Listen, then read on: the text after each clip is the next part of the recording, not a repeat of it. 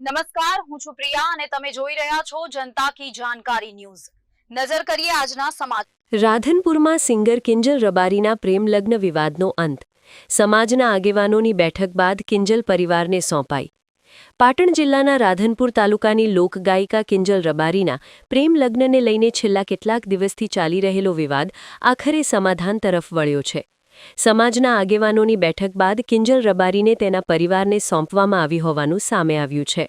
મળતી માહિતી મુજબ કિંજલ રબારીએ અશોક ચૌધરી સાથે પ્રેમલગ્ન કર્યા હોવાનો વીડિયો સોશિયલ મીડિયા પર મૂકતા મામલો ગરમાયો હતો અને સમાજમાં ભારે વિરોધ જોવા મળ્યો હતો।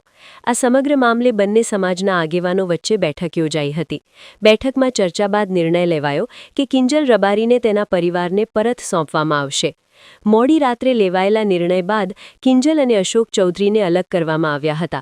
આ ઘટનાક્રમ બાદ કિંજલ રબારીએ સોશિયલ મીડિયામાં મૂકેલા વીડિયો અને પોસ્ટ પણ ડિલીટ કરી દેવામાં આવ્યા છે।